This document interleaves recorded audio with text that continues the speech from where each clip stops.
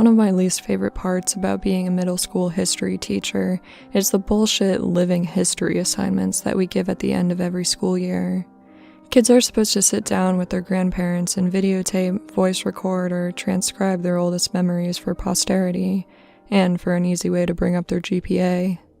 I've been doing this for 17 years, and when I collected the projects this time around, I assumed that they would be as dull, if not duller than usual. This had not been a particularly bright class. So I went home, poured myself a glass of wine, and prepared for a long night of, I only owned 2 pairs of pants when I was your age, and my brother got beat with a newspaper for hitting a baseball into the neighbor's yard. And of course, these projects were peppered with innocent, old-person comments that were so horribly sexist and racist that you just had to laugh. Now, I had a girl in my class whom I'll call Olivia. She was pudgy, quiet, and proved herself a consistent B student. I expected her project to be as unremarkable as her, and perhaps that's why I was so profoundly disturbed by what I witnessed that night. Olivia had submitted 2 discs for some reason, so I began with the one marked interview. My screen hiccuped twice before a grainy image of a living room came into view. The place was a hoarder's hell. Olivia was curled up in an armchair, clutching a notebook and looking like a scared animal. Across from her sat a man with a somber countenance, smoking a cigarette and staring at her expectantly. "Go ahead," a woman's voice whispered from behind the camera. Olivia's owlish eyes flashed towards the screen, then back at the man. "I'm here with my great-uncle Stephen," she began almost inaudibly. "He is going to tell us about his oldest memories of being in the army." Great-uncle Stephen looked like he'd rather be in the goddamn trench at that moment, but he waited patiently for the questions to begin. Not surprisingly, Olivia read verbatim from the suggested question sheet I had handed out to the students. He answered her curtly.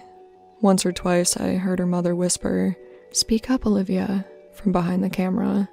Typical boring shit. So I was intrigued when Olivia set down the notebook and asked, "Did you like being in the army?" This was totally off script. Great-uncle Stephen emitted a chain smoker's wheeze. "Nope. Glad to get out of my own town, though." "Where did you go?" "Balkans." "Uh-huh," she said. I doubted she knew what the Balkans were, and my suspicions were confirmed when she asked, "Was Bacchus very different from here?" "Yes." Mom cleared her throat from behind the camera, perhaps encouraging Great-uncle Stephen to be a little bit more forthcoming. But Olivia seemed genuinely interested.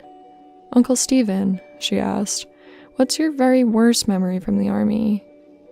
The old man crushed his cigarette into the ashtray, and then slowly lifted himself out of his chair. "I'll be back," he mumbled. The camera cut off.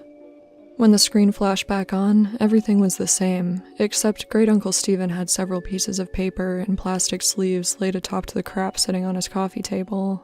One he held in his hand. "I was a kid when I enlisted," he said, looking at Olivia. "Your brother's age," he told her. Olivia nodded. "I never saw any combat. Both of my deployments were to cities in Eastern Europe that had been destroyed by civil wars. Everything was a mess. I felt like a janitor, for fuck's sakes." Mom coughed. Great-uncle Stephen sighed and looked at his paper.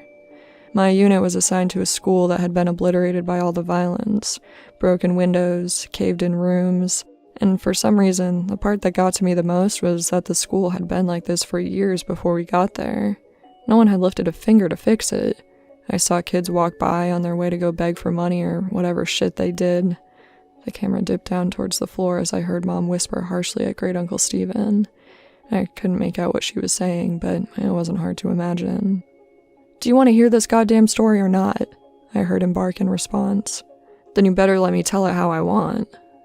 "Mom," Olivia chimed, "please stop interrupting." "Are you presenting this in front of the class?" "No, Mom, we're just handing it in to the teacher."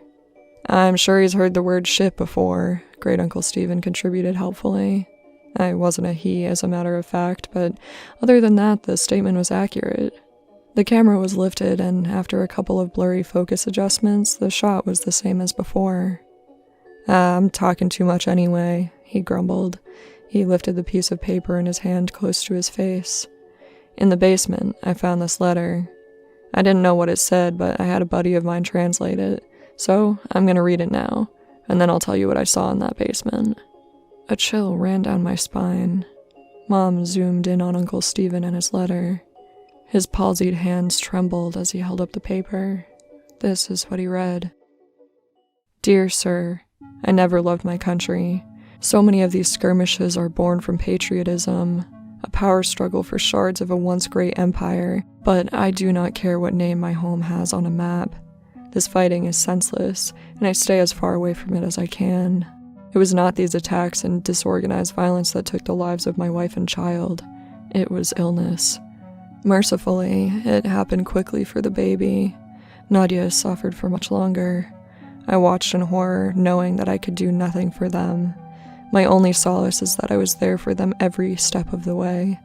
I stopped going to work one day, and no one came after me. I doubt they noticed I was gone. Since the school is simply across a field, visible from my window, it would have been easy to go for a few hours each day and come home to care for them. But what was the point? All I did was clean floors. I was as useless to the world as I was to my family. I tried to take Nadia to the hospital, but the journey was too long and taxing. I brought her home, and she died that night. After Nadia and the baby were gone, well, I don't remember much. I didn't leave my hovel, barely ate and slept, thought many times of taking my own life. Tempting though it was, I felt paralyzed by my own helplessness. The one thing that kept me sane was my radio. I never turned it off once, even though I didn't listen to the words being said. In fact, the channel I got clearest was in English, I think, which I don't speak a lick of. But the voices, the music, and the true knowledge that life existed beyond this violent city sustained me. I have no idea how long passed before I saw the light of day again. I was dizzy from hunger, so finding food was my priority. My radio came with me, of course. Since I first holed myself up, it had gone everywhere with me. It talks to me as I sleep and as I wake. I don't know what it's saying, but I know that I would die without it. Once I had some water and food, it occurred to me that the only thing left to do was go back to work. So I did. The following morning, I simply returned to the school where I was a janitor and got back to work. Nobody made a big deal out of it. Like I said, Nadia had been sick for a long time, and those who worked at the school knew it. I appreciated that no one had pestered me to come back to work during the hardest days of my life. The teachers never said much to me, but we smiled at each other in the halls, and that mutual respect was perhaps the reason I decided to come back at all. The place had gone to the dogs without me, so I simply grabbed my broom and rags from my closet and set to cleaning. Everyone is grateful to have me back, I know. And the best part is that nobody minds my radio. I bring it with me everywhere and keep the volume low enough not to disrupt the students. No one has ever complained. In fact, I suspect they like it. The schoolhouse is not very big, but it does require a lot of maintenance. The floors are always sticky and stained, so I spend most of my time mopping. Kids make messes. I guess that's why I'm still in business. Sometimes I have to move things around to make sure I get every spot on the floor beautiful and clean, but I take pride in that. And the repairs. The school always needs tune-ups here and there, and I'm always happy to help. Some days I'm reconstructing a desk that broke as I whistle along with the radio. Other times I handle more serious structural issues. Days when I have work like this, I feel truly instrumental, like a cog in a larger machine. How could the school survive without me? It took me a long time, but I once again feel that I have purpose. There is a larder behind the school that is full of preserved food. In lieu of payment, I'm allowed to take as much food as I need. That arrangement is fine. What would I do with money anyway? I used to bring the food back to my home, just one field away from the house, but when I started sleeping in the basement, no one seemed to notice. This school is special to me, and I cannot leave it unguarded. When I am besieged with memories of my wife and baby, I turn up the volume on the radio to drown out such thoughts. It works for me every time. Except this morning. Because this morning, I woke up to dead silence. I frantically examined the radio to see what had happened. I honestly cannot tell you how many days in a row I've been using it. Did it simply live out its life and die naturally? I've spent the entire day trying to fix it. Most of this time, I've been crying. I'm losing my mind without it. I have given myself until sundown. If I cannot fix it by then, I am going to take my life. I'm writing this because the sunlight is starting to die and I know what my fate shall be. I have thought about taking one last walk through the halls of my school, saying goodbye to the students and teachers. I know I will be missed, but I cannot bring myself to leave this room. I cannot go anywhere knowing that my radio is dead in here. There are no more tears left in me. It feels now like I can't catch my breath. I vomited what little food I had in my stomach and I'm growing dizzy again like I did after Nadia died. I'm not long for this world. But before I take my life, I've closed the door to this room and stuck a chair beneath the handle. It's the only room in the basement and has a small casement that lets in just enough light for me to see what I'm doing. If anyone is kind enough to come looking for me, they should not be met with this gruesome sight. Perhaps they will see the door is locked, smell my rotting body, and simply forget I ever existed. But I have placed both my radio and this note outside the door. Kind sir, if you are reading this, I have one humble request. Please fix it. Save my radio. It did not deserve to die in its sleep, and I am ashamed that I cannot revive it. I am now ready to join Nadia and little Ludmila in heaven. I hope the school can find another janitor who loves and cares for it the way I do. The hour is now.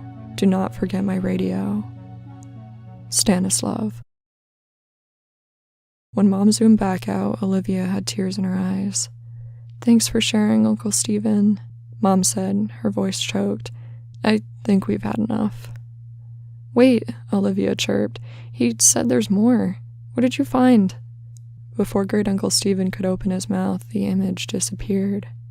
My jaw dropped. Was that it? What did Great Uncle Stephen see? I promptly remembered that there was a second disc. This one was unmarked, but I hoped it contained the rest of the interview. There was no video, only audio. The voice that started up was Olivia's. Hi, Miss Garrity. I'm sorry about my mom, but she refused to record the rest of what my uncle was saying. But I asked him to continue and secretly recorded the story as a voice memo on my phone. I remember you said earlier this year that history is written by the people who win wars. She sucked in a breath and commenced crying. But everyone's history is important, even if they're sad, pathetic people, and even if they never won a single thing in their life. I haven't slept through the night since I finished this project, but you have to hear what my uncle has to say. There were tears in my eyes, too. The sincerity of her words was beautiful. I was also flattered that she had remembered some trite phrase I threw around because it was what my history teachers had said to me. Before I got too sappy over it, the audio began again. Fine, came Mom's frustrated voice. If you want to hear the rest of the story, fine, but this is not appropriate for a school project. Let me finish, Uncle Stephen snapped. If it's too much for you, help yourself to a snack in the kitchen, but Olivia wants to know what happened. I heard her mother mumble something and walk away. Olivia and her uncle were alone. I imagined her looking at him expectantly. So, did you find the radio? Or did it get ruined when the school got blown up? He rasped, and I heard the distinct click of a lighter. That letter, he began slowly, had a date on it. What date? She inquired hungrily. It was dated 2 weeks before we started rebuilding the school. Didn't you say that the school had been destroyed like 2 years ago? Yes, replied Uncle Stephen. It had been. There was silence as I felt goosebumps on my arms. The images that came to my mind were almost too overwhelming to express, but Great Uncle Stephen put them into words effortlessly. Clearly, he had spent his whole life thinking about it. This man, this Stanislav, went to a vandalized, falling apart schoolhouse and cleaned up blood and rubble like it was spilled drinks and dust. He smiled at dead bodies in the hallway and believed they were smiling back at him because they liked his radio. He moved around corpses so he could sweep the ground under them. The roof was half collapsed, so when it rained he must have gotten soaking wet, but was so oblivious to it that he didn't even feel a thing. I could hear Olivia crying steadily in the background. I found the larder he was talking about. It was all pickled, preserved food that probably tasted like shit. Most of the stuff was moldy. Did you see the dead body? Yes, hanging from the ceiling, but still amazingly lifelike. He wasn't rotting away. This hadn't happened years ago. Did he look peaceful? She asked, a chord of desperation in her voice. I couldn't tell you. The smell was rank and his face was blue and his eyes were bulging, like this. I imagined him demonstrating. And the radio? Olivia wept. I heard Great Uncle Stephen take a long drag of his cigarette. It was right there, all right, and it was still on.